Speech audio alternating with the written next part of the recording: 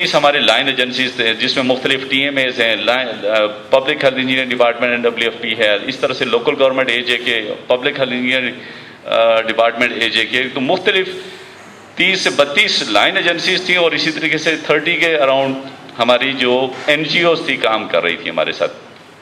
ان کے ساتھ coordination it was a big challenge, because ہر ایک این جی او کا، ہر ایک انسٹیٹیوشن کا اپنا وے آف ورکنگ تھا.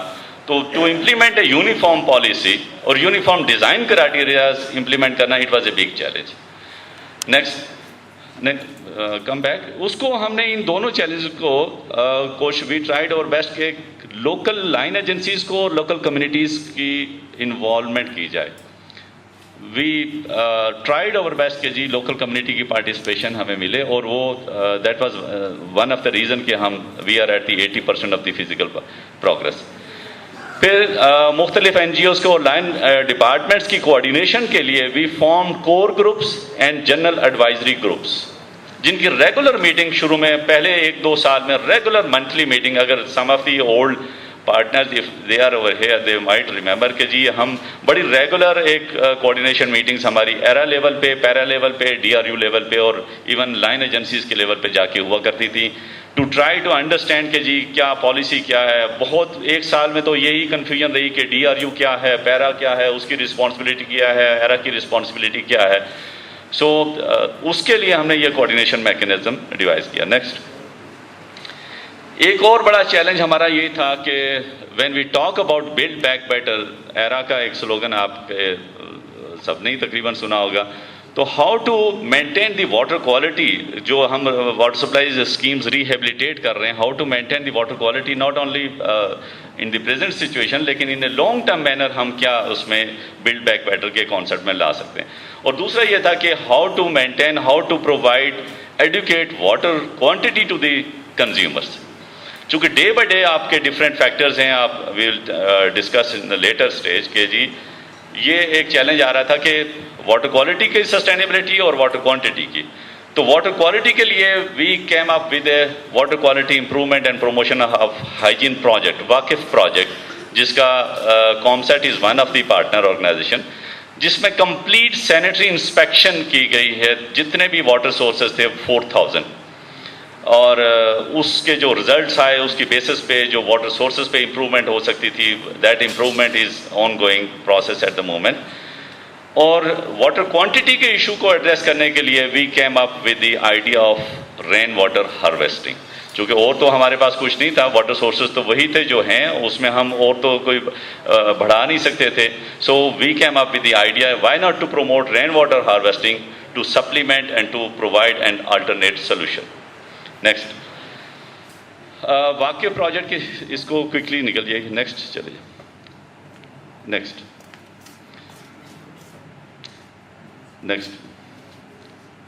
Directly coming to the today's topic, promotion of rain water harvesting. Next, بہت سمپل چیز ہے بالکل. یہ جو پکچر آپ کے سامنے ہے یہ بڑا کلیئر کرتی ہے کہ what we are going to talk about.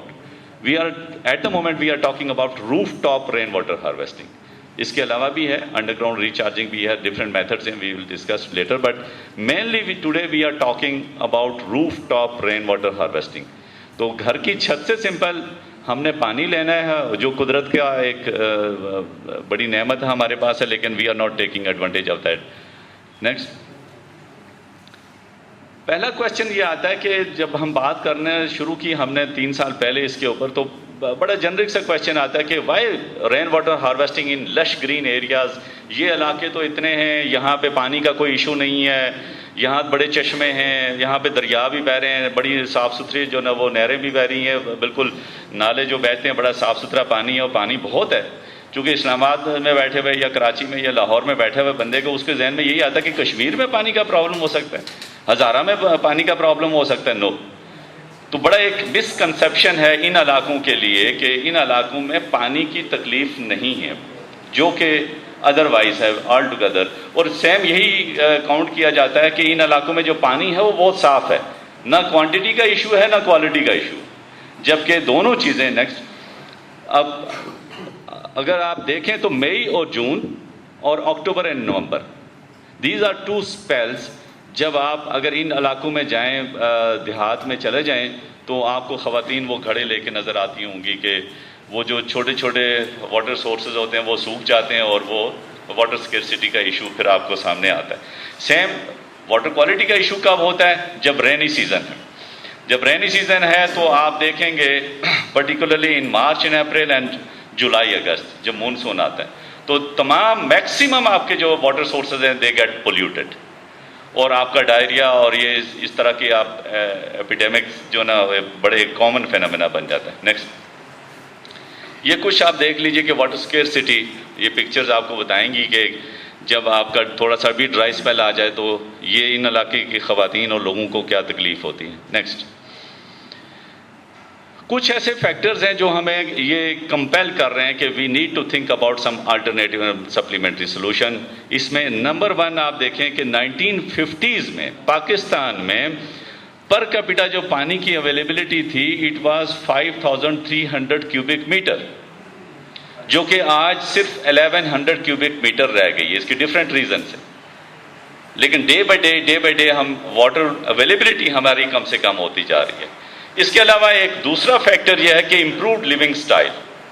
آپ دیکھیں، آپ میں سے آج 15-20 سال پیچھے جائیں اپنے گاؤں کے علاقے میں، گاؤں میں ہی آپ ذرا دیکھیے، ویژولائز کریں کہ اس وقت آپ کتنے صاف ستھرے رہتے تھے، گھر کی کتنی صفائی ہوتی تھی، کیا لیٹرین کنسٹرکشن تھی وہاں پہ، سینیٹیشن کا کتنے کم خیال رکھتے تھے. تو وہ جو لیونگ، امپرووڈ لیونگ ہے، اس کی وجہ سے بھی واٹر کنزمپشن ہماری بڑھ گئی ہے. نیکسٹ،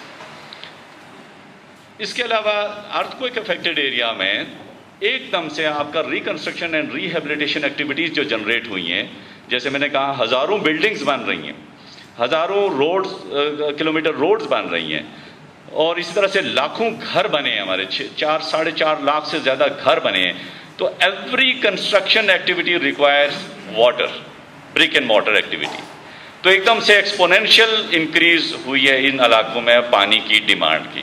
تو وہ جو بھی اویلیبل واٹر سورسز تھے اس کے اوپر وہ سارا برڈن اس کے اوپر گیا. پھر اس کے بعد جو جیسے پہلے کہا کہ ٹیکٹونک موومنٹ جو ہوئی ہے اس کی وجہ سے بھی آپ کے واٹر سورسز وہ ڈسٹرب ہوئے ہیں بری طریقے سے. نیکسٹ، ایک اور فیکٹر بڑا ہے ڈیفارسٹیشن. چاہے وہ آپ آگ لگ رہی ہے، آپ جنگل کاٹ رہے ہیں یا جنگل کی انکروچمنٹ کر رہے ہیں، تو دیکھیں ڈے بائی ڈے یہ ایک الگ فیکٹر ہے جو ہمارے واٹر سورسز کے اوپر افیکٹ کر رہا ہے. نیکسٹ، ایک بڑی انٹرسٹنگ اس میں آپ کو میں ایک اینیمیشن بتاتا ہوں کہ جو ہل سائڈ میں، ہلی ایریاز میں ہم نے روڈ کنسٹرکشن کا کام شروع کیا. ہر گاؤں میں دیکھیں، دیہات میں ہمارے 2 ایشوز ہوتے ہیں زیادہ، ان علاقوں میں جائیں، پانی اور روڈ. جب بھی دیکھیں کہ لوگوں کی ڈیمانڈ، پہلی ڈیمانڈ یہ ہوتی ہے کہ ہمیں یا روڈ دی جائے یا پانی. تو وہ وائنڈنگ روڈ جو ہم نے بنا دیے ہیں، انہوں نے آل ٹوگیدر جو نیچرل ڈرینیج تھا، بارش ہوتی تھی، نیکسٹ، اور اس کے جو پانی آتا تھا انڈر گراؤنڈ واٹر سورسز کو وہ ریچارج کرتا تھا، وہ سارا ڈرینیج پیٹرن چینج ہو گیا. یہ ہائپر لنک کو کلک کریں، ذرا اوپن کریں.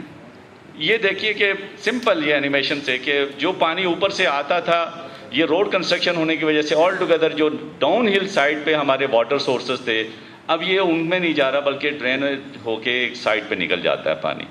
سو انڈر گراؤنڈ واٹر سورسز ہمارے جتنے بھی جو تھے وہ افیکٹ ہوئے ہیں because of this developmental activities as well. Next, ایک اور یہ اب آپ کو ٹن روف نظر آ رہا ہے، یہ ارتھ کوئک کے بعد کی سچویشن ہے. Before earthquake we have only 20 to 25% CGI roofing یا اس طرح کی چیزیں. 82% کچا ہاؤسز تھے، مڈ ہاؤسز، مڈ روف تھے. آفٹر ارتھ کوئک اب آپ دیکھیں کہ ہر بلڈنگ GI شیٹ کی بن گئی ہوئی ہے. روف ہمارا GI شیٹ کا بن گیا ہوا ہے.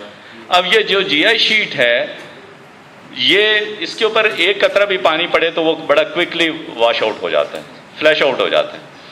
آپ کا جتنا پانی ہے اس کو وہ سپیڈی رن آف